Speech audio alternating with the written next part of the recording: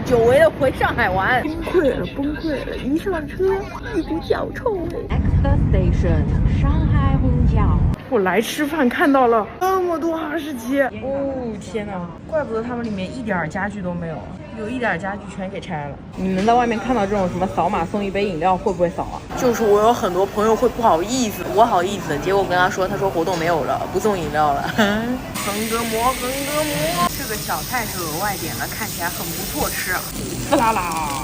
刚才他们员工就在旁边帮我烤肉，我实在是不好意思说，那个酱实在是太咸了，齁死我了。重新给他个机会配米饭试试。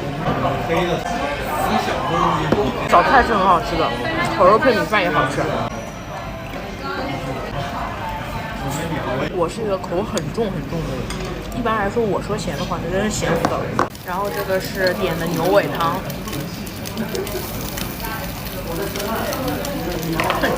也好咸啊！就汤上面飘着一整层芝麻，一口下去全是芝麻。就是这个价位有这个钱，不如去吃阿吉亚。怪就怪我高铁买晚了，到了上海之后阿吉亚已经关门了，他们中午有午休，要不然我就去吃阿吉亚。这个五花肉居然比牛肉好吃，好脆啊，烤出来好脆，肉很新鲜啊。这是自然界真实能长出来的颜色吗？这颜色都是真的。我像个傻子一样。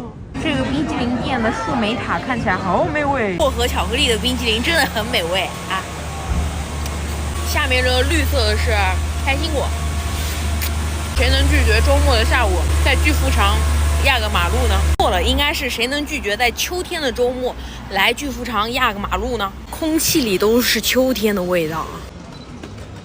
街拍很难吗？不是有手就行吗？走着，突然发现了几百个潮人堆在这儿，然后还有很多老外。真的，我潮人恐惧症要犯了。你走在这条街上，如果手上没有一杯咖啡，或者没有一条狗，真的会无地自容。这条街上如果掉下来一块招牌，能砸死5个博主，2个网红。都来上海了，怎么能不来迪士尼呢？当然了，这也不是真的迪士尼，这是迪士尼商店。就是所有秋天想去迪士尼的，建议你们10月份再去，因为10月份的时候是万圣节特别月。就是我觉得10月份的迪士尼是最好玩的迪士尼。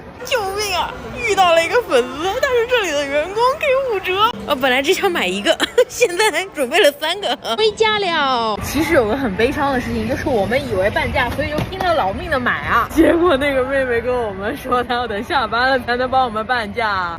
最后我们原价买了1兜子。